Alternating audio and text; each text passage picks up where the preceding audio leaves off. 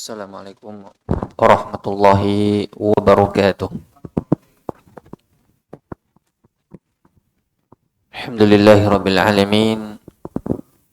Wa usalli wa usallim ala nabiyil mustafa al-amin wa ala alihi wa ashabihi at-tayyibin at-tahirin wa man tabi'ahum bi ihsanin ila yaumiddin. Ahibati fillah, a'azakumullahu jami'a.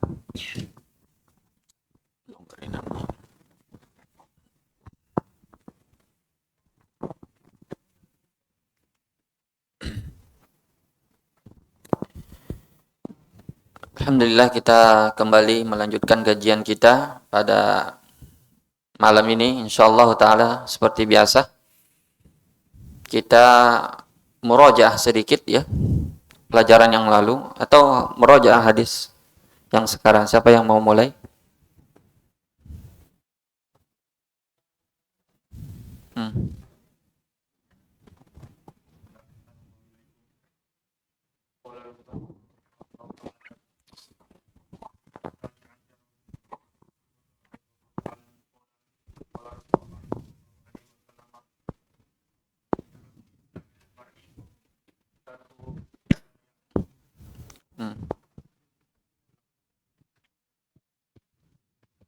Bismillah.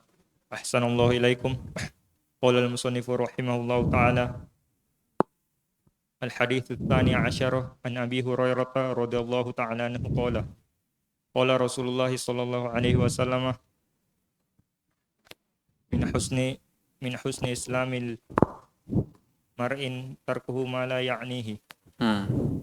Haditsun hasanun rawahu Tirmidzi wa ghairuhu hakadha. Untuk mau parfum? Tidak mau? Ambil ya, haknya antum. Silahkan. Siapa lagi? Silahkan.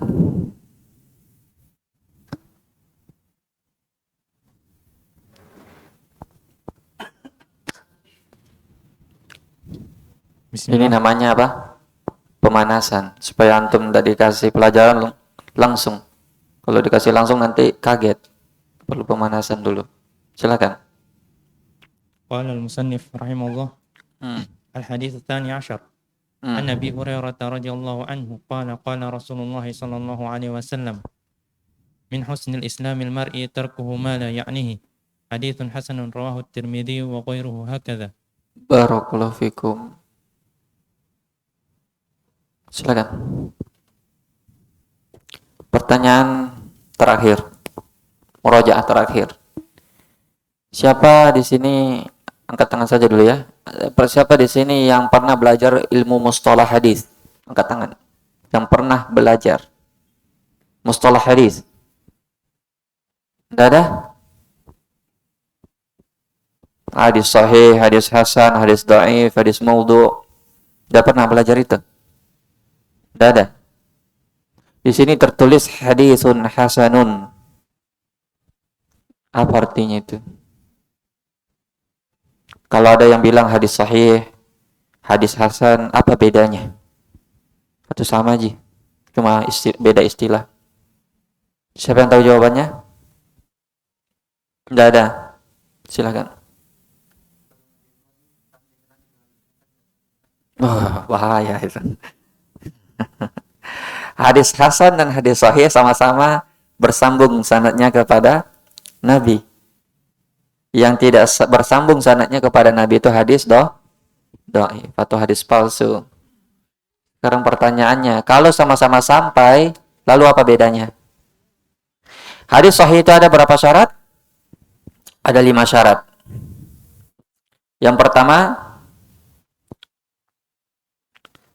diriwayatkan pertama dulu, sanadnya bersambung, tidak terputus. Sanadnya bersambung. Yang kedua, diriwayatkan oleh perawi yang dhabit. Dhabit itu artinya hafalannya kuat. Yang ketiga, diriwayatkan oleh perawi yang adil dalam kesaksiannya maupun agamanya. Yang keempat, tidak ada syadznya. Syudzuz itu artinya keganjilan. Syadz itu artinya penyelisihan.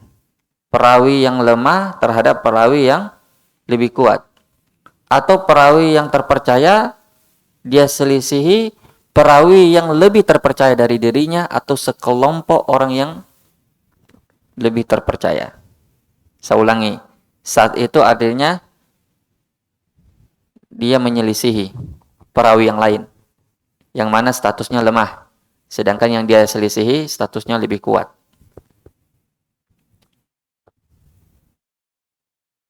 Kemudian yang kelima, yang terakhir, harus bebas dari illah atau cacat. Yang dimaksud dengan illah di sini adalah illatun qadihah. Nah, cacatnya. Kalau 5 syarat ini terpenuhi, maka disebut hadisnya sahih. Kalau satu saja di antara 5 syarat ini tidak terpenuhi, maka tidak memenuhi syarat hadis sahih. Lalu, apa bedanya dengan hadis hasan? Hadis hasan dengan hadis sahih sama.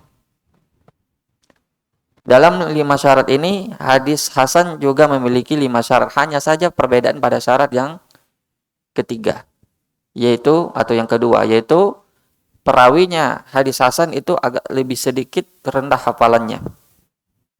Kekuatan hafalannya di bawah perawi hadis sahih. Kalau misal perawi hadis sahih misalnya thiqah, kalau dia misalnya soduk. Nah, itu sebentar kita. Baik. Tadi yang angkat tangan tadi sudah menjawab apa belum? Belum ya, sudah ya. Tapi jawabannya tidak bersambung kepada Nabi. Bagus, sudah berusaha untuk menjawab. Ana kasih antum pertanyaan gantinya. Menurut antum hadis ini derajatnya apa? Hasan, dhaif atau sahih? Hasan. Alasannya? Tertulis di situ. Tidak diterima alasannya kalau begitu. Alasannya ilmiah, penyebabnya hadisnya hasan. Kan kita sudah sebutkan syaratnya hadis hasan ada sama dengan hadis sahih, cuma yang membedakan cuma perawinya. Apa yang menyebabkan hadis ini hasan kira-kira? Karena perlu diketahui bahwa hadis ini diperselisihkan oleh ulama. Ada yang mengatakannya dhaif, ada yang mengatakannya hasan. Baik. Kita masuk saja pada pelajaran hadis ini. An Abi Hurairah radhiyallahu taala anhu qala Rasulullah sallallahu alaihi wasallam, Nabi sallallahu alaihi wasallam bersabda, min husni islamil mar'i tarkuhu ma la ya'ni. Di antara tanda baiknya Islam seseorang adalah dengan meninggalkan hal yang tidak bermanfaat baginya. Baik, hadis ini singkat sekali ya. Tapi hadis ini adalah hadis yang paling sulit untuk diamalkan. Hadis ini diriwayatkan oleh Imam Tirmizi dan selainnya, dan Imam Tirmizi mengatakan hadis ini hasan. Dan hadis hasan adalah hadis yang setingkat di bawah derajat hadis apa tadi? Sahih. Ya. Walaupun sebagian ulama menyamaratakan antara hadis, sebagian ya menyamakan antara hadis hasan dan hadis sahih, karena dulu itu pembagian hadis cuma 2. Kalau tidak sahih pasti dhaif, itu saja. Tidak ada pembagian yang ketiga yaitu hasan. Tapi datang pembagian yang lebih detail, lebih rinci, dan itu faedahnya adalah apabila nanti terjadi ta'arud, pertentangan misalnya dalam masalah hukum, dan kita harus mentarjih atau memilih yang lebih kuat, maka kita memerlukan derajat hadis ini. Tentu kalau terjadi pertentangan antara hadis hasan dan hadis sahih, yang mana didahulukan? Tidak bisa dikompromikan ini, harus dipilih, ditarjih. Jelas hadis sahih. Baik. Hadis ini termasuk pondasi Islam yang penting dan termasuk pondasi dalam masalah adab dan akhlak. Ya. Karena hadis ini menasihatkan orang untuk melakukan hal yang ya'nihi. Ya'nihi itu artinya hal yang penting baginya. Hal yang urusannya. dan meninggalkan hal yang bukan urusannya, hal yang tidak ada faedah bagi dirinya. Baik, seperti yang kita katakan tadi, masalah derajat hadisnya diperselisihkan, tapi yang lebih kuatnya derajatnya hadisnya adalah hasan.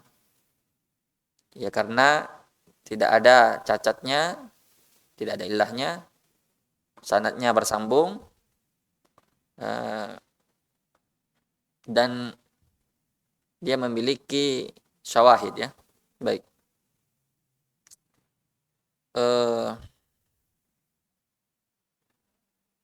Adapun pembahasan tentang hadis ini kita bisa rinci dengan beberapa poin. Yang pertama, di antara kesempurnaan Islam seseorang adalah dengan menyibukkan diri terhadap hal-hal yang bermanfaat baginya, dan mafhum mukhalafahnya atau dipahami sebaliknya bahwa di antara tidak sempurnanya Islam seseorang apa?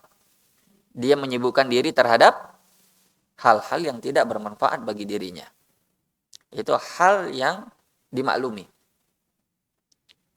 Jadi kalau kita ingin sempurna Islam kita, maka kita tinggalkan semua yang tidak berguna, yang tidak ada faedahnya bagi diri kita.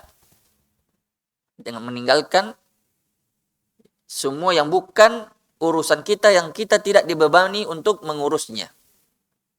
Itu yang faedah yang pertama. Karena sabda Nabi SAW, min husni islamil mar'i, di antara tanda baiknya Islam seseorang. Artinya di sini tanda baiknya adalah di antara kesempurnaan agamanya seseorang. Di antara kesempurnaan agamanya seseorang, maka ini menunjukkan kalau orang itu bertingkat-tingkat dalam bertadayun, dalam beragama. Ada agamanya yang kurang, ada agamanya yang sempurna. Maka bisa berkurang agamanya tergantung pada sikap kita dalam masalah ini. Baik. Kemudian, poin yang keduanya,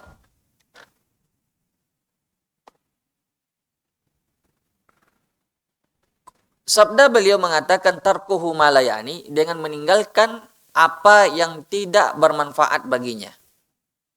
Dia tidak perlu ikut campur atau masuk kepada permasalahan yang bukan urusannya, yang bukan bidangnya, yang dia tidak diwakilkan untuk mengurusnya. Baik secara tinjauan syariat maupun secara tinjauan amanah misalnya dari makhluk. Dia tidak dikasih jabatan untuk mengurus itu misalnya. Tapi sebagian orang sekarang ini banyak dia mencampuri sesuatu yang bukan urusannya, sehingga dia lebih banyak merusaknya daripada memperbaikinya. Ini yang diperingatkan, yang ditanbih oleh ini hadis. Sehingga kalau orang mengurusi yang urusannya, maka orang akan berbicara sesuai dengan bidangnya, berbicara dengan ilmu, tidak merusak. Misal, kalau misalnya di bidang pemerintahan misalnya, masing-masing ada diberi amanah untuk mengurusi itu urusan, maka dialah yang berhak untuk berbicara terhadap masalah tersebut atau membuat keputusan dan seterusnya. Dan kita sebagai masyarakat tidak boleh berbicara terhadap hal yang bukan urusan kita. Makanya di sini adalah tarbiyah yang besar, adab yang besar dari Nabi SAW agar kita tidak berbicara kecuali sesuai dengan bidang kita, sesuai dengan kedudukan kita. Tidak perlu kita membebani diri dengan mencari-cari, membuat-buat pertanyaan yang tidak ada gunanya. Makanya ini penting sekali, terutama bagi anak-anak muda yang yang ikut campur dalam urusan pemerintah, urusan ulama, Padahal dia bukan bidangnya di situ. Dia masuk ke dalam urusan ulama misalnya, sehingga dia berbicara perkara-perkara besar yang mestinya ulama yang berfatwa di situ. Nah, ini tanbih dari hadis ini luar biasa. Tarkuhu ma la ya'ni, meninggalkan apa yang bukan urusannya. Begitu juga dalam masalah pemerintahan. Dia berbicara tentang masalah harga, masalah aturan hukum dan seterusnya yang bukan urusannya. Sehingga yang ada justru dia malah ya membebani dirinya yang dia tidak dibebani atasnya. Ini kan memberat-beratkan diri sendiri. Dan itu banyak terjadi. Berbicara bukan pada bidangnya. Yang ada dia hanya mengadu domba orang, menyebabkan orang tidak lagi percaya pada pemerintah atau pada ulama, dan seterusnya. Ini diantara dampak buruk dan akan datang nanti rinciannya. Kemudian yang kedua, atau yang ketiga ya, poin yang ketiga ya. Hal yang terbesar dibahas oleh hadis ini adalah menjaga lisan, menjaga lidah. Maka seseorang wajib menjaga lidahnya, jangan asal bicara. Jangan berbicara sesuatu yang tidak penting. Ini bicara sesuatu yang tidak penting saja dilarang, apalagi berbicara sesuatu yang memang mendatangkan dosa. Karena berbicara sesuatu yang tidak penting itu zari'ah atau pintu masuk menuju ke sesuatu yang diharamkan. Dan nanti juga akan datang rinciannya. Makanya kita ya harus menjaga lidah kita dari berbicara urusan yang bukan urusan kita. Tidak perlu kita membebani diri berbicara hal-hal yang memang kita tidak diminta untuk berbicara padanya. Karena betapa banyak orang yang berbicara terhadap suatu kalimat yang dia anggap itu remeh, itu kalimat, justru itulah penyebab dia dicampakkan ke dalam api neraka sejauh timur dan barat sebagaimana yang datang dalam hadis. Jadi wajib bagi kita untuk menjaga bicaranya, jangan asal bicara. Terutama masalah-masalah besar. Masalah-masalah yang kadang ulama besar pun tawakuf. Tidak mau berbicara masalah itu. Tapi kita karena mungkin dorongan jiwa muda misalnya, anak-anak muda atau orang-orang yang kurang ilmu, terdorong hatinya untuk berbicara yang memang perkataan tersebut adalah perkataan yang berat, yang ulama sekalipun tidak mau berbicara pada hal tersebut. Seperti masalah apa? Al-jarh wa ta'dil. Itu masalah berat. Kita sebagai tulabul ilm dalam masalah ini lebih banyak mendengarkan perkataan ulama saja, sudah cukup sampai di situ. Jangan coba juga beristihad. Dalam arti beristihad di sini adalah berusaha memposisikan diri sebagai posisi ulama. Itu bahaya.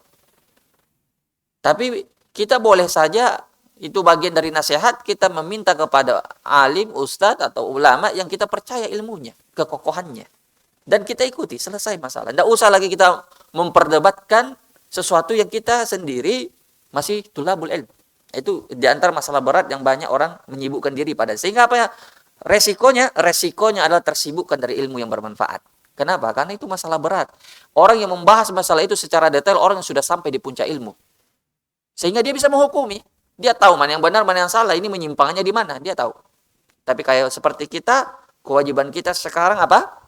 Menuntut ilmu, memperdalam ilmu. Kalau kita lihat ada pembicaraan ustaz tentang masalah jarh wa ta'dil, tentang kritik, tentang hal-hal yang memang bermasalah, itu kita tanyakan langsung kepada ustaz yang kita percaya ilmu. Jadi itu dianjurkan karena inna hadza ilmu dinun falyanzur amman takhudhu dinakum. Sesungguhnya ilmu ini adalah agama kalian, maka lihat dari siapa kalian mengambil ilmu kalian. Tapi bukan berarti juga di situ kita memposisikan diri kita sebagai ulama jarh wa ta'dil. Nah, di situ perlu dibedakan. Jadi kita hendaknya menjaga lisan kita dari berbicara yang bukan hal yang memang kita diperintah untuk bicara padanya. Sebagaimana musnad Imam Ahmad, ya, Nabi sallallahu dalam Musnad Imam Ahmad, Nabi bersabda, min husni islamil mar'i hillatul kalam amman ya'ni. Au fima la ya'ni. Di antara tanda baiknya Islam seseorang, kata Nabi, adalah sedikit berbicara. Sehingga dia tidak berbicara terhadap hal yang tidak bermanfaat bagi dirinya. Maka janganlah berbicara kecuali sesuatu yang memang diharapkan manfaatnya. Ya. Dan di sini kita bisa mengukur diri kita masing-masing. Orang yang banyak berbicara biasanya banyak kesalahannya, banyak tergelincirnya. Terutama orang juga yang memang sedikit ilmunya, tapi banyak bicaranya, itu sudah dipastikan banyak tergelincirnya. Maka kalau orang banyak tergelincirnya, maka akan jatuh wibawanya, tidak ada nilainya. Orang bilang dia asbun, asal bunyi. Jadi nilai dirinya di mata orang sesuai dengan kadar yang keluar dari lidahnya. Karena lidah ini adalah baridul qalb. Orang tidak tahu apa yang ada dalam hati kita. Hati kita ini rahasia kita. Cuma kita dan Allah yang tahu. Tapi orang bisa menilai dengan apa? Dengan lidah kita. Apa yang keluar dari lidah kita. Maka tatkala sesuatu keluar dari lidah kita, di situ orang menilai kita. Oh, ternyata ini yang isi kepalanya, isi hatinya ini ternyata. Jadi hati-hati dalam berbicara itu. Tidak sembarang itu. Orang asal ngomong, itu nilai Anda di mata orang. Ketika kita mengeluarkan suatu perkataan, tidak bisa lagi ditarik itu. Itu sudah penilaian orang terhadap kita. Beda kalau sesuatu belum keluar, biasanya bisa kita timbang-timbang akibatnya. Tapi kalau sudah keluar, sudah selesai. Makanya hati-hati dalam berbicara. Makanya di sini Imam Hasan Al-Basri pernah berkata, di antara tanda berpalingnya Allah dari seseorang, min alamati iradullah anil mar' an yusgilahu fi ma la ya'ni. Tandanya adalah dengan disibukkan orang itu oleh Allah dengan hal-hal yang tidak berfaedah bagi dirinya. Jadi kalau kita mau ukur diri kita, hubungan kita dengan Allah atau perhatian kita dengan Allah, Allah dekat dengan kita atau tidak, coba lihat keseharian kita. Kalau kita sering melakukan hal-hal yang tidak berfaedah, hal-hal yang tidak bermanfaat, itu ada tanda besar bahwasanya Allah Subhanahu wa taala sedang berpaling dari kita. Ya, tidak peduli nih. Tidak dapat perlindungan khusus atau pengawasan khusus dari Allah. Begitu juga Luqmanul Hakim, ya, bahkan dalam Al-Quran ada namanya surah Luqman, ya. Luqmanul Hakim pernah ditanya, apa rahasia hikmah yang beliau miliki itu? Kenapa beliau bisa begitu hikmah perkataannya, berwibawa orangnya? Apa rahasianya beliau mencapai derajat yang luar biasa tersebut? Beliau menjawab, bisidqil hadis wa adaul amanah wa tarku ma la ya'nini, yaitu dengan berbicara jujur dan menunaikan amanah dan meninggalkan semua yang tidak berfaedah untuk diriku. Itu rahasianya. Karena orang, ya, ketika dia meninggalkan sesuatu yang tidak berfaedah, maka akan sedikit salahnya. Kalau sedikit salahnya, akan tinggi wibawanya. Dan kebalikannya. Makanya kadang kita lihat ada orang sedikit ilmunya. Dia bukan seorang ustadz, bukan seorang alim, penuntut ilmu. Tapi dia beradab. Dia berbicara yang penting-penting saja. Kalau tidak dia diam. Itu akan terlihat lebih berwibawa ketimbang seorang ustadz yang hafal mungkin ribuan hadis tapi banyak bicaranya, tapi bicaranya tidak berfaedah. Kenapa? Wibawanya jatuh. Coba antum bandingkan sendiri. Lihat teman-teman yang mungkin baru belajar tapi dia berwibawa. Kenapa? Karena dia hanya berbicara yang penting, menjaga adabnya, menjaga tingkah lakunya. Dan dia hanya berbicara ketika yang penting saja. Itu akan lebih dihormati. Akan lebih dihargai ketimbang orang yang mungkin dia sudah dipanggil ustadz, hafal mungkin ribuan hadis, hafal Al-Quran, tapi lisannya dia tidak jaga. Itu sudah hal yang dimaklumi. Makanya penting sekali seseorang meninggalkan perkataan atau pembicaraan yang tidak berfaedah bagi dirinya. Kemudian yang berikutnya,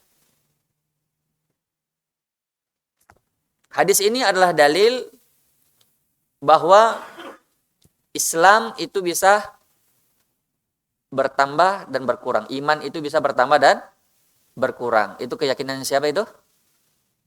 Iman yazidu wa yanqus, yazidu bit ta'ah wa yanqusu bil maksiyah. Keyakinannya siapa itu? Iman bertambah dan berkurang. Ahlussunnah wal Jamaah. Beda dengan keyakinannya yang menyelisih Ahlussunnah, keyakinan Khawarij misalnya, iman itu bagi mereka itu tidak bertambah, tidak berkurang. Begitu juga keyakinannya Murji'ah. Bagi Khawarij, iman itu kalau pergi sedikit satu pergi semua, makanya mereka mengkafirkan pelaku zina. Mereka mengkafirkan orang yang melakukan dosa besar. Kenapa? Karena bagi mereka itu iman itu tidak ada pertambahan perkurangannya. Iman itu tetap. Kalau pergi semua,nya. Sebaliknya Murji'ah juga seperti itu. Imannya Abu Bakar sama dengan imannya orang yang paling fajir. Kenapa? Bagi mereka iman itu tidak bertambah dan tidak berkurang. Ini bahayanya kalau kita tidak berkeyakinan dengan seperti keyakinan Ahlussunnah. Nah, ini dalilnya bahwasanya min husni islamil mar'i. Berarti di sana ada yang baik, ada yang tidak baik, atau ada yang baik, ada yang lebih baik, ada yang bertingkat-tingkat. Min husni islamil mar'i. Jadi di antara manusia ada yang baik Islamnya dan ada yang buruk Islamnya. Artinya di sini bukan agama Islamnya yang baik atau yang buruk, tapi orangnya yang beragama Islam. Bertingkat-tingkat keislamannya. Ya. Kemudian berikutnya, dari hadis ini juga dalil bahwasanya seseorang ya wajib untuk menjaga waktunya dan memanfaatkannya untuk sesuatu yang berfaedah. Tidak boleh kita menyia-nyiakan waktu kita untuk hal-hal yang tidak bermanfaat. Ya. Karena waktu itu adalah hal yang paling atau harta yang paling mahal yang kita miliki. Ada tidak yang lebih mahal daripada waktu? Apa yang lebih mahal daripada waktu? Uang. Orang barat punya pepatah apa? Time is money. Antum sepakat dengan pepatah itu? Kenapa bisa? Kenapa tidak sepakat? Hah? Uang bukan segalanya, tapi kaitannya dengan waktu ini. Kenapa tidak sepakat?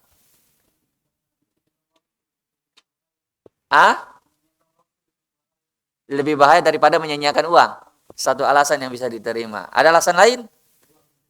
Uang bisa dicari, sedangkan waktu tidak mungkin bisa kembali. Masya Allah. Kalau uang hilang, masih bisa ada gantinya, bisa dicari. Tapi waktu antum yang sudah lewat masih bisa ditarik kembali. Diputar ulang bisa tidak? Tidak bisa. Maka kalau begitu, waktu itu lebih mahal daripada segalanya, bukan cuma uang. Cuman mereka mungkin karena matre ya, sesuatunya diukur dengan uang. Jadi sesuatu yang berharga bagi mereka itu adalah uang. Tapi kita orang Islam tidak.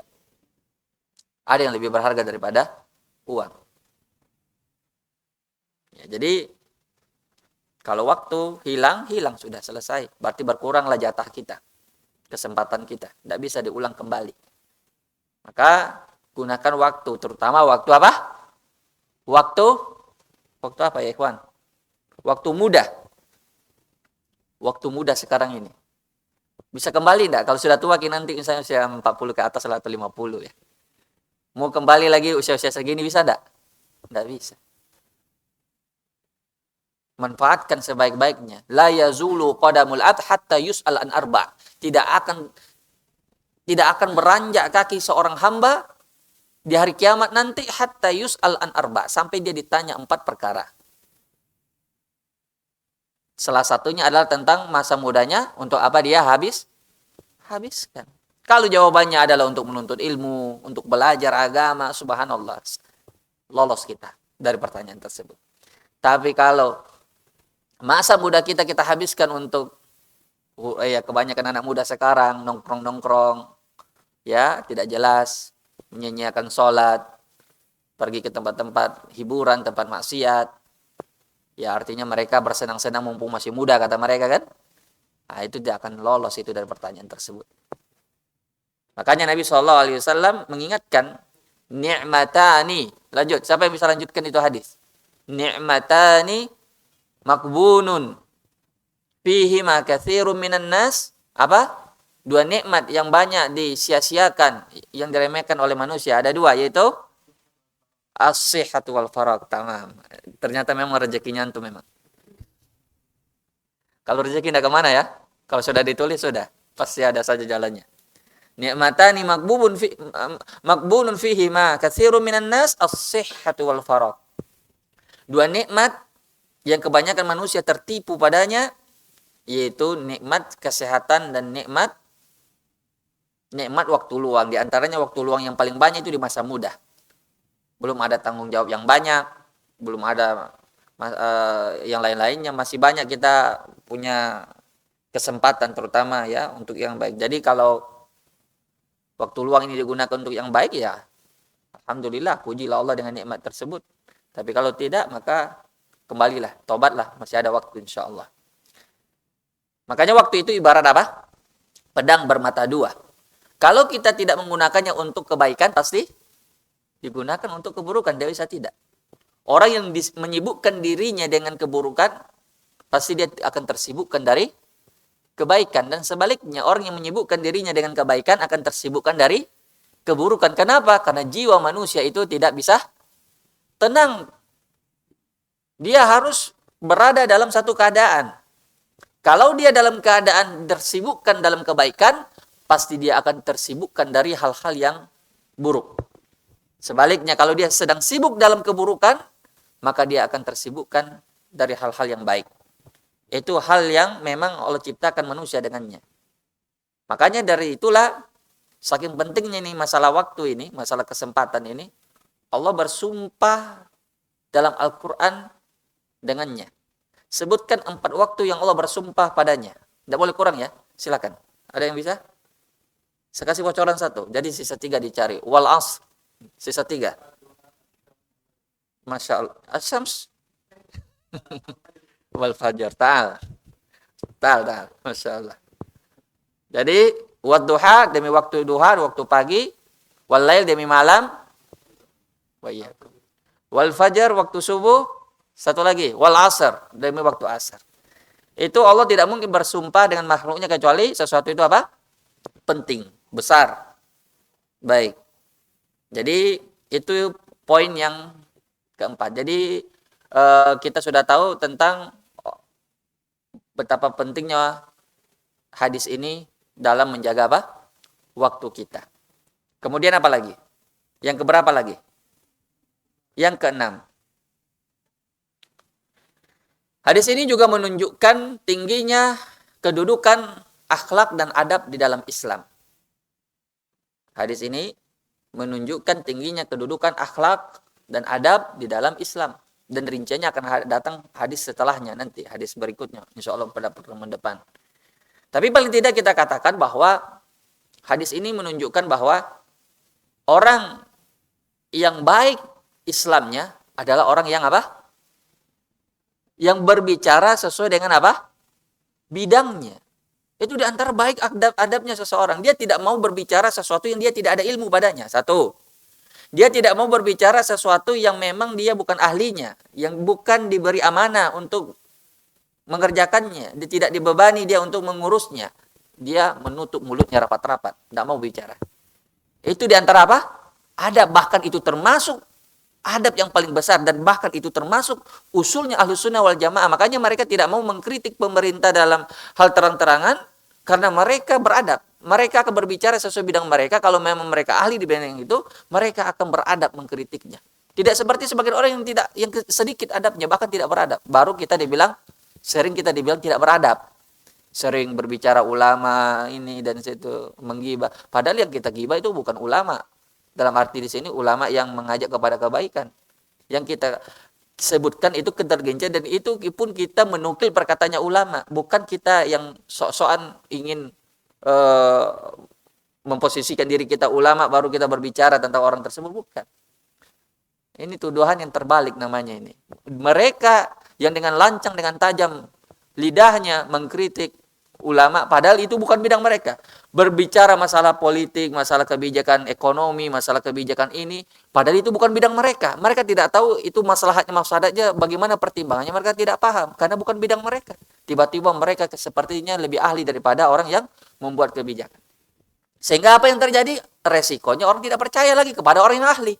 Kalau yang bukan ahli tidak berbicara, akibatnya orang akan ragu terhadap yang ahli. Makanya orang-orang yang ruwaibidah, orang-orang kecil berbicara masalah besar, itu menyebabkan orang-orang tidak percaya lagi kepada ulama.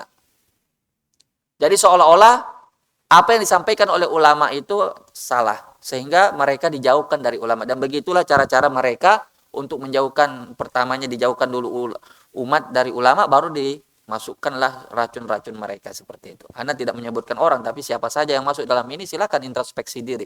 Karena kalau orang berbicara bukan pada bidangnya, itu balwanya atau musibahnya itu besar sekali.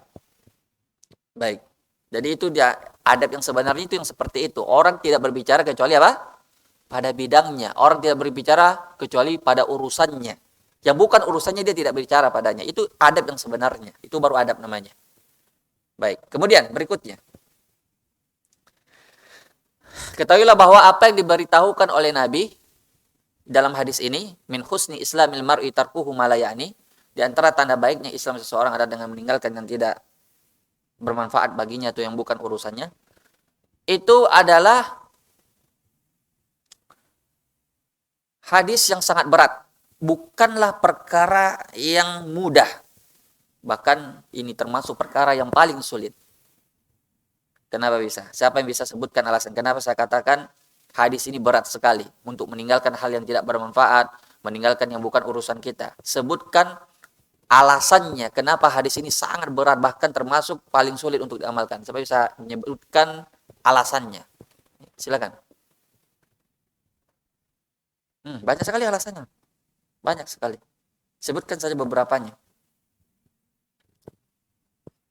Silakan. Rasa ingin tahu. Bagaimana itu penjelasannya?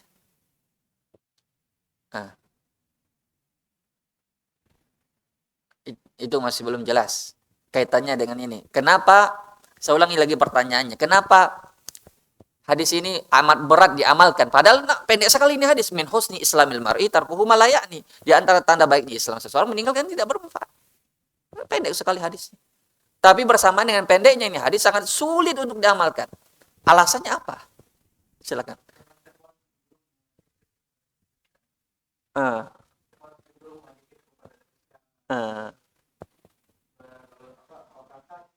Ya, ya, oke.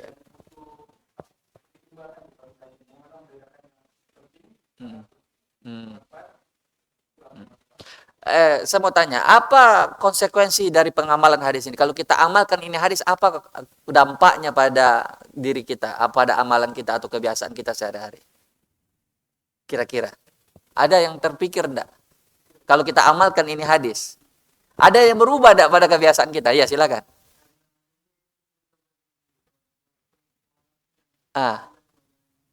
Itu jawabannya global. Yang Anda tanyakan, kalau kita ini amalkan hadis, kita tinggalkan semua aktivitas kita yang tidak bermanfaat misalnya.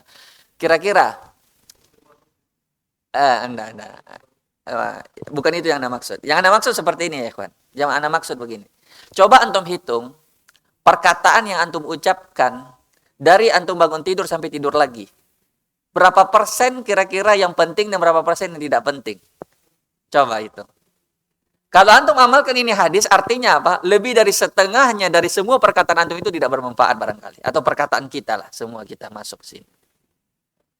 Semua kegiatan kita mungkin nongkrong-nongkrong dengan teman, duduk-duduk, majelis-majelis kita, bicara-bicara kita dengan lawan kita. Coba hitung. Mana yang bermanfaat di situ? Berapa persen yang bermanfaat di situ? Kalau kita mau mengamalkan ini hadis, termasuk di situ dalam adalah interaksi kita dalam bentuk apapun itu. Coba hitung. Dari kita bangun sampai tidur lagi. Mungkin lebih dari separohnya itu tidak penting. Atau sedikit saja, sekian persen saja yang penting. Artinya apa? Sangat berat sekali kalau mau ditinggalkan. Itu kebiasaan. Karena itu sudah jadi kebiasaan.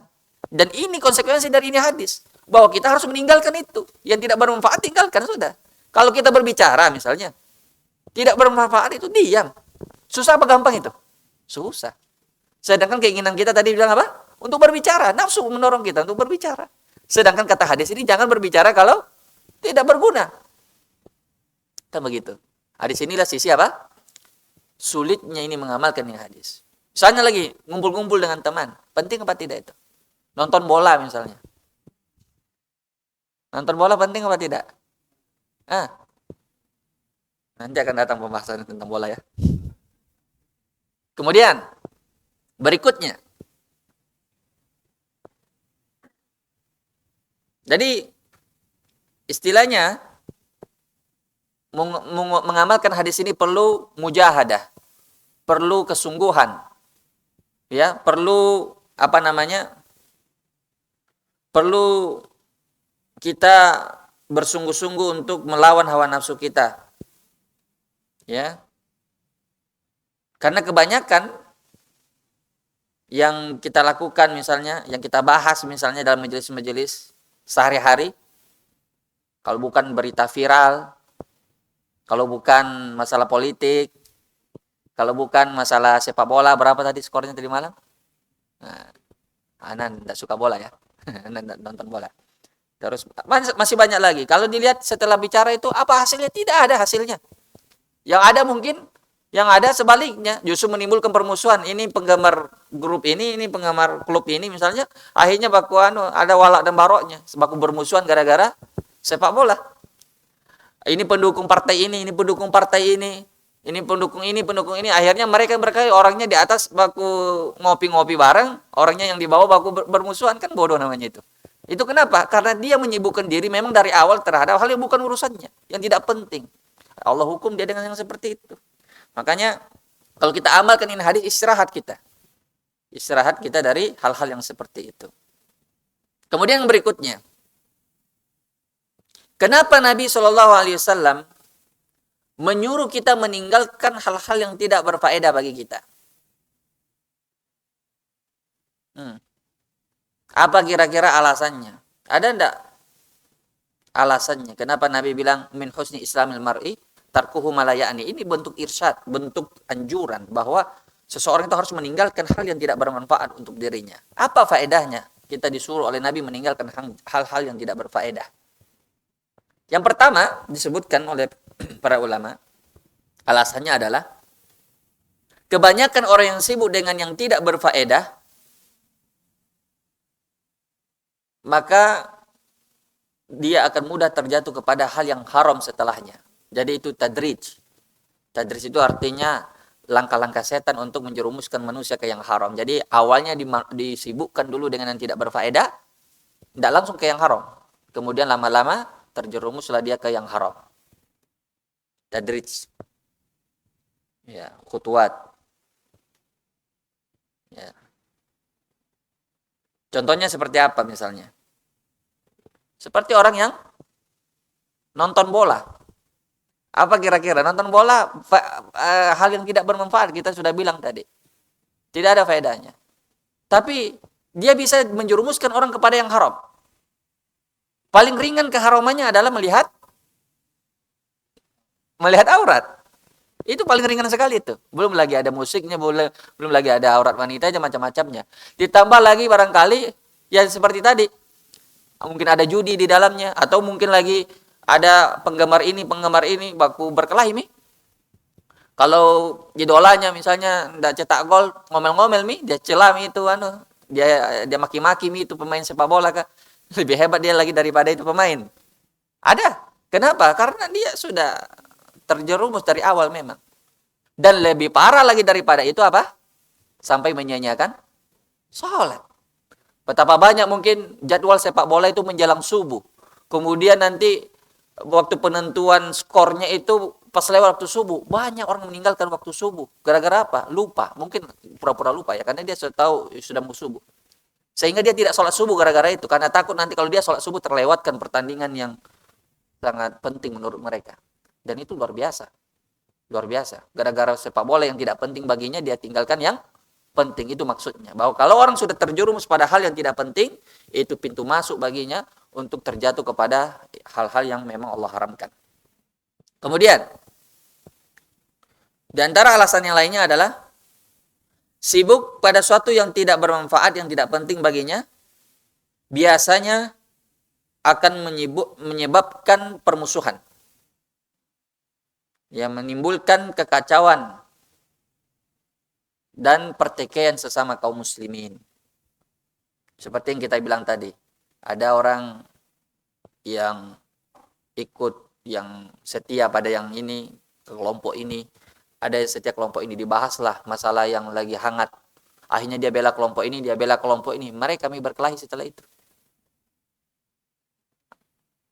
Padahal itu tidak perlu mereka bahas. Buat apa? Mereka juga tidak akan menghasilkan apa-apa. Tidak ada kewenangannya dalam membahas itu.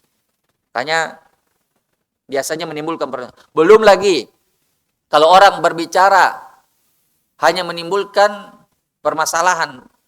Artinya menimbulkan keraguan-raguan masyarakat terhadap pemerintah. Karena dia berbicara bukan pada bidangnya. Ini lagi jadi masalah. Karena dia, masuk kepada bukan bidangnya. Seperti yang kita sudah jelaskan tadi. Dia tidak diberi tanggung jawab padanya. Tapi dia menyibukkan dirinya, memberat-beratkan dirinya untuk membahas hal tersebut tanpa ilmu. Dia berbicara hal tersebut. Kemudian alasan berikutnya adalah orang yang sibuk dengan yang bukan urusannya, maka dia akan tersibukkan dari sesuatu yang jelas-jelas memang urusannya dan tanggung jawabnya. Orang yang sibuk dengan yang bukan urusannya, yang tidak ada faedahnya, dia akan tersibukkan dari hal-hal yang memang urusannya, tanggung jawabnya. Kenapa? Karena dia habiskan waktunya untuk hal tersebut. Yang mestinya dia pakai untuk yang memang urusannya, yang merupakan tanggung jawabnya, tapi dia habiskan, dia buang-buang untuk hal yang bukan urusannya. Misal, antum sekarang berada di majelis kajian, dan itu bagian dari urusan kita, hal yang penting bagi kita mengetahui ilmu agama. Di saat yang sama seperti ini, kita menghabiskan kurang lebih waktu 1 jam untuk belajar ilmu agama. Di waktu yang sama seperti ini, ada saudara-saudara kita di luar sana yang sedang nonton TV, nonton bola, nonton musik, dan sebagainya. Nongkrong-nongkrong, ngerokok-ngerokok, main-main musik, dan seterusnya. Sama, waktunya 1 jam juga. Apa yang menyebabkan mereka tidak hadir di majelis ilmu? Karena mereka sudah tersibukkan oleh hal-hal yang memang diharamkan, atau yang tidak bermanfaat, atau tidak berfaedah bagi mereka. Kenapa antum bisa duduk di majelis ilmu? Karena antum menggunakan waktu yang sama untuk hal-hal yang bermanfaat. Jadi kalau orang yang tersibukkan dari hal yang tidak bermanfaat, kalau orang yang sibuk dengan hal yang tidak bermanfaat, maka dia akan tersibukkan dari hal yang bermanfaat. Bisa dipahami ya? Bahasanya agak sedikit mirip-mirip. Karena waktu sudah masuk, ya silakan azan dulu. Kita lanjutkan lagi sebentar.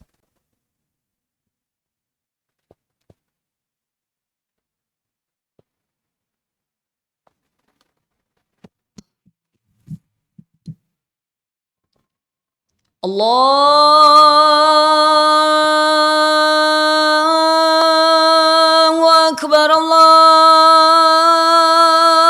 Akbar.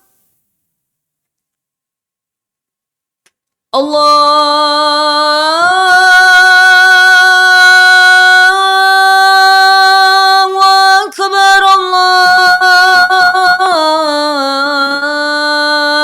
Allahu Akbar. Ashhadu an la ilaha illallah.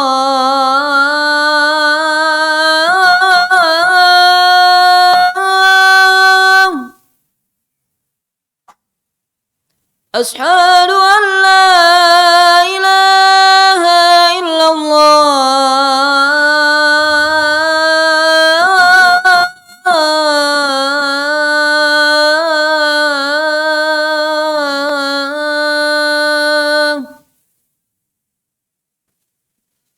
Ashhadu anna Muhammadar Rasulullah.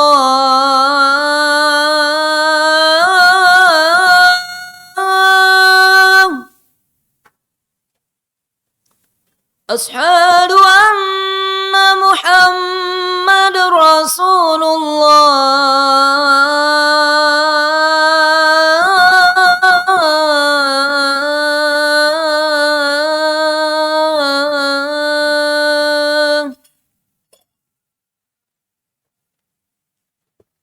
Hayya 'alas salah.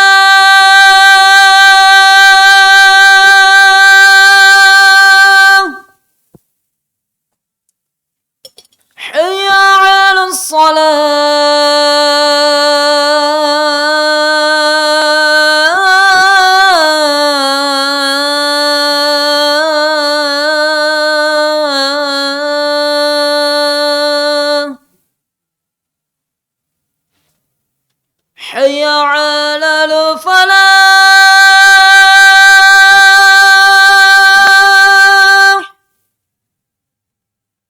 حي على الفلاح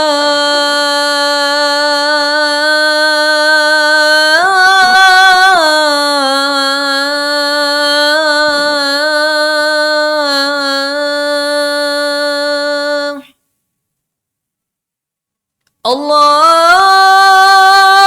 أكبر الله أكبر لا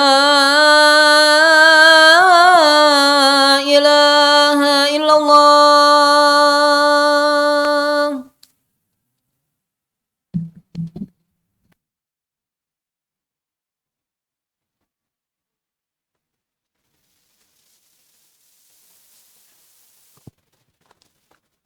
Baik. Kita lanjutkan lagi sedikit. Sebelum dilanjutkan, ada pertanyaan? Sampai sini jelas semua? Atau ada yang mau ditanyakan? Silakan kalau ada. Silakan.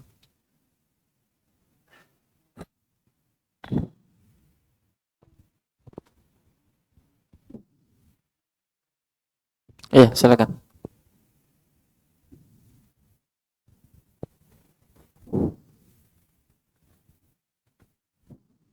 Bismillah, izin bertanya Ustaz. Berkaitan dengan hadis ini, Ustaz sudah sampaikan bahwa ini susah. Dan tips-tips untuk meluangkan waktu yang baik atau berbicara yang berfaedah saja, Ustaz, bagaimana Ustaz? Apakah HP juga tambahan, apakah HP juga itu termasuk hal-hal yang negatif Ustaz? Yang menghabiskan waktu Ustaz.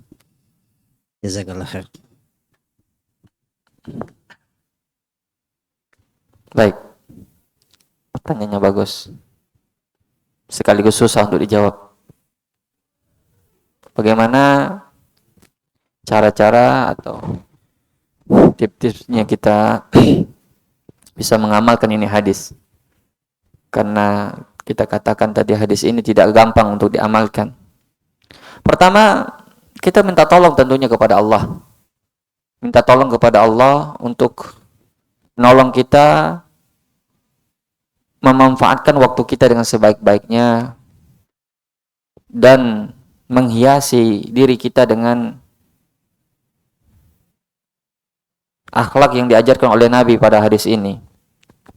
Tidak berbicara kecuali yang penting, tidak melakukan perkara-perkara kecuali yang memang itu ada manfaatnya bagi kita, baik perkara dunia kita maupun perkara akhirat kita. Ditambah lagi mungkin menghindarkan diri dari hal-hal yang mungkin menyibukkan kita dari hal yang tidak bermanfaat. Itu dua hal yang sejalan, nafi wa isbat. Menafikan dan mengisbat. Kita melakukan hal-hal yang mendorong kita untuk melakukan hal yang berfaedah, di sisi lain kita juga menghindari hal-hal yang membuat kita terjerumus pada hal yang tidak berfaedah. Tadi yang ditanyakan bagaimana dengan HP? HP itu adalah sarana, alat. Dia baik jika digunakan untuk kebaikan, dan dia bisa buruk jika digunakan untuk keburukan. Maka dia tidak ada hukum di situ, tergantung penggunanya. Maka kalau seseorang menggunakannya terhadap hal yang buruk, maka dia paling tahu tentang dirinya. Tapi kalau dia gunakan untuk hal yang baik, dia juga lebih tahu tentang dirinya. Maka kita katakan HP sendiri itu tidak ada hukumnya. Hukumnya mubah, hukum asalnya. Boleh. Tapi dia bisa berubah. Dia bisa berubah menjadi dilarang kalau dia digunakan terhadap hal-hal yang dilarang. Dan justru dia bisa berubah menjadi wajib kadang kalau digunakan untuk hal-hal yang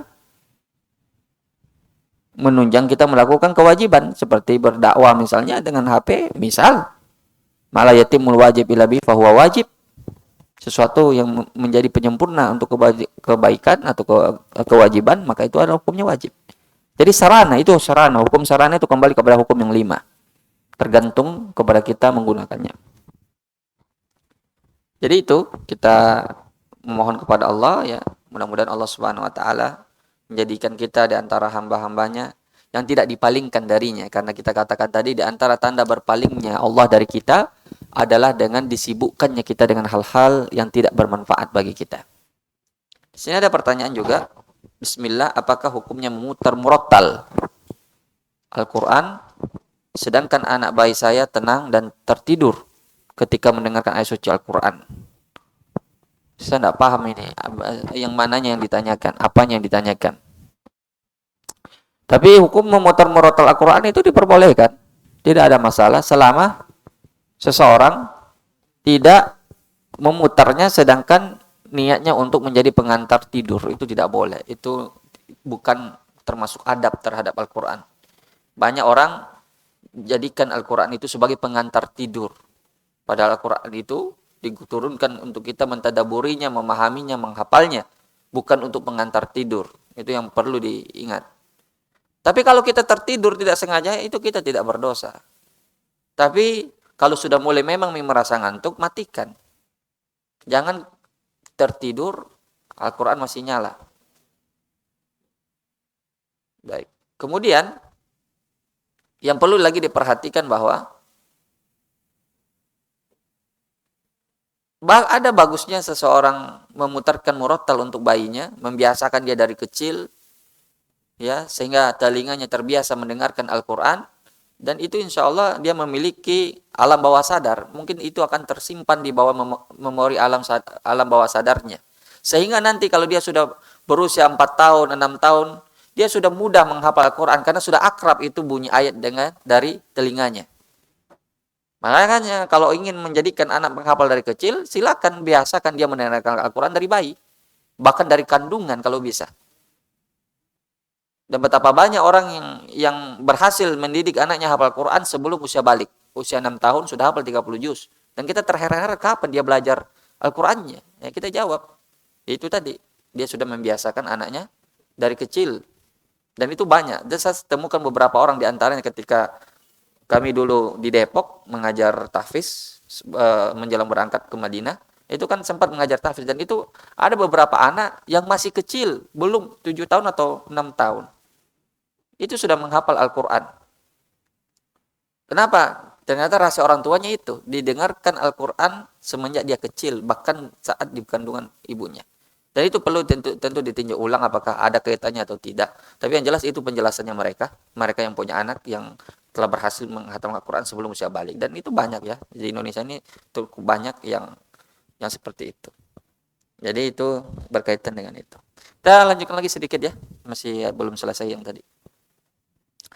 Kemudian di antara pentingnya ini hadis, kenapa Nabi melarang kita melakukan hal-hal yang tidak bermanfaat, yaitu di antaranya adalah menyebabkan jiwa kita tuh berat melakukan ketaatan. Orang yang sudah misalnya kecanduan terhadap hal-hal yang tidak berfaedah, misalnya main game, itu akan berat dia sholat itu, berat sekali, walaupun dia tahu sholat itu hukumnya wajib. Sholat di awal waktu hukumnya afdal, tapi dia berat hatinya, kenapa? Karena sudah tersandra, sudah tertawan oleh kebiasaannya terhadap hal-hal yang tidak berfaedah. Ketika azan berkumandang, dia masih enak berbicara, nongkrong-nongkrong sama teman-temannya. Berat hatinya, berat. Kenapa? Karena sudah tertawan hatinya terhadap melakukan hal-hal yang tidak berfaedah. Maka orang yang terbiasa melakukan hal yang tidak bermanfaat bagi dirinya akan berat melakukan ketaatan, apapun bentuknya itu. Entahkah itu seperti main game, entahkah itu nonton bola, entahkah itu hal-hal yang memang sifatnya yang tadi asalnya mubah, ya mungkin diperbolehkan selama tidak ada mahzuratnya, hal-hal yang dilarangnya. Tapi ketika dia menyibukkan dirinya dari hal-hal yang tidak berguna, dari hal yang berguna, maka dia akan berat melakukan ketaatan. Itu. Kemudian, di antaranya lagi adalah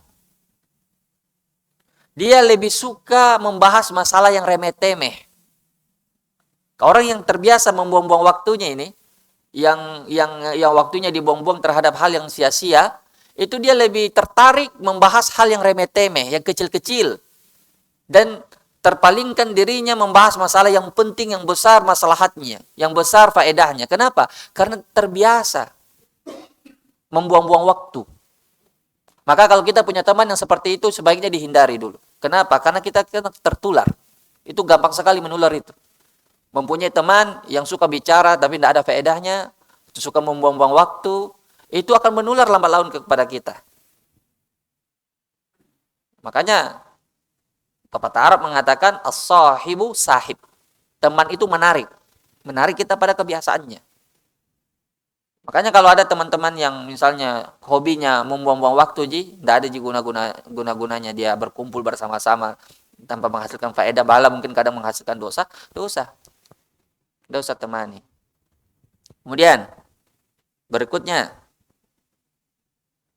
di antara keburukannya membuang-buang waktu terhadap hal yang tidak berguna adalah menyebabkan seorang sibuk mencari-cari kesalahan orang lain. Sibuk mencari-cari kesalahan, karena dia akan selalu mencari topik dan tema apa saja, sehingga dia berusaha menghabiskan waktunya untuk hal yang tidak berfaedah, sehingga akan terjatuhlah pada hal yang seperti ini, mencari-cari aibnya orang, kesalahannya orang. Dan lebih parah daripada itu, kalau yang dicari itu adalah aibnya atau kesalahannya para ulama dan umara, pemerintah. Itu lebih parah lagi. Daging ulama beracun, daging pemerintah beracun. Jadi kalau orang mencari aib saudaranya saja itu termasuk dosa ghibah, dosa besar, maka yang lebih khusus lagi dosa ghibahnya adalah ghibahnya terhadap para ulama dan pemerintah.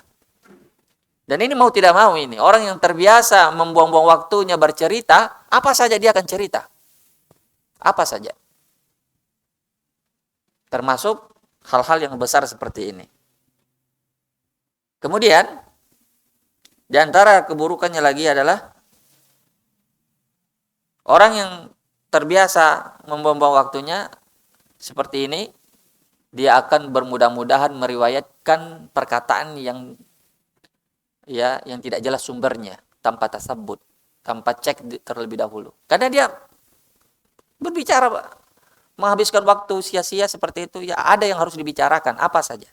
Jadi semua pembicaraan tanpa disaring. Semua. Sehingga dia tidak lagi peduli dari mana ini perkataan, benarkah tidak. Yang lebih parah lagi daripada itu adalah kalau dia bermudah-mudahannya terhadap perkataan Nabi. Semuanya dinisbatkan kepada Nabi. Dan itu lebih berat lagi dosanya. Man yakul malam akul fahuwa ahadul kadzibain. Siapa yang berbicara padahal dan menisbatkannya kepadaku, padahal aku tidak pernah mengatakannya, maka dia adalah orang-orang pendusta. Dan lebih berat lagi ancamannya, Nabi bersabda, man kadzaba alayya muta'ammidan falyatabawwa maq'adahu minan nar. Orang yang sengaja berdusta atas namaku, di riwayat yang lain tanpa sengaja sekalipun. Bayangkan itu. Menisbatkan perkataan kepada Nabi itu bukan hal yang sepele ya ikhwan. Bisa dituduh, anak sedikit kasih mustalah hadis. Itu bedanya kazab dengan muttaham bil kadzib itu terletak pada berdusta atas nama nabinya. Kalau muttaham bil kadzib, orang yang tertuduh berdusta, itu orangnya pendusta juga, tapi dia berdustanya itu, berbohongnya itu terhadap pembicaraan sehari-hari, tidak ada kaitannya dengan nabi. Dia mungkin punya janji, dia bohongi teman. Dia punya utang, dibilang tidak. Pokoknya berbohong. Dalam kehidupan sehari-hari. Itu namanya perawinya muttaham bil kadzib. Dia pernah berbohong. Tapi ada perawi yang berdusta atas nama Nabi walaupun hanya sekali. Walaupun hanya sekali dia punya 100 hadis, dia berdusta atas nama Nabi, langsung dia digelari atau diberi label oleh para ahli hadis kadzab, pendusta. Dan derajat hadisnya itu maudhu'. Inilah hadis palsu namanya.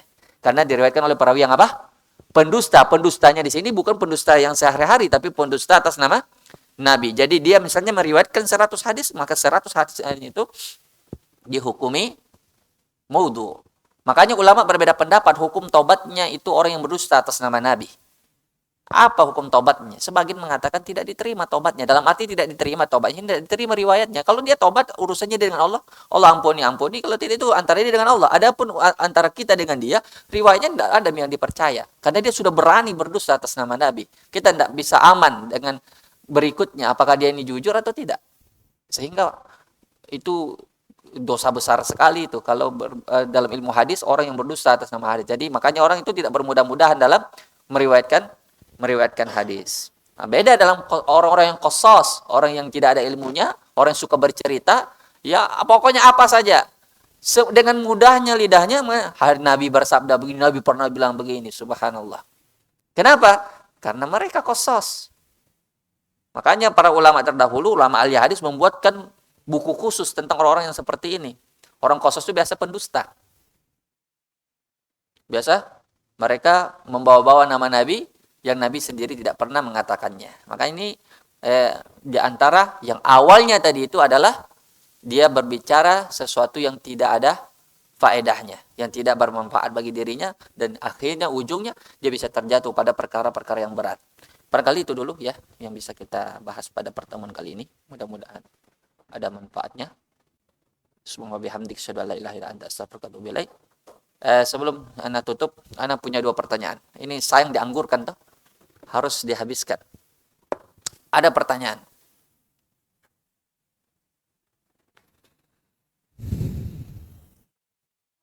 Siapa yang bisa menyebutkan 5 syarat hadis sahih yang ana sebutkan tadi tanpa melihat buku? Silakan. Ana bantu, antum grogi kelihatannya. Yang pertama sanadnya bersambung, sisa 4.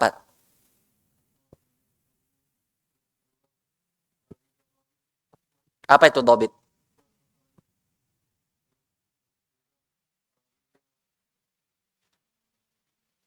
Adil? Baik.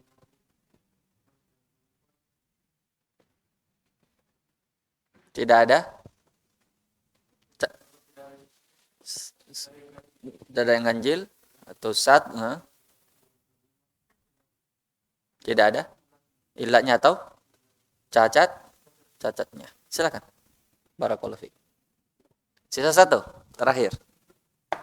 Silakan.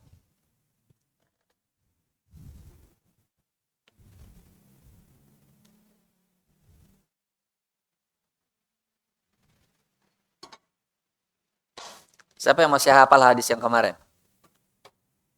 Yang pekan lalu? Apa pembahasan kita pekan lalu? Nggak boleh lihat buku ya? Nggak ada? Silakan. Ya? Langsung.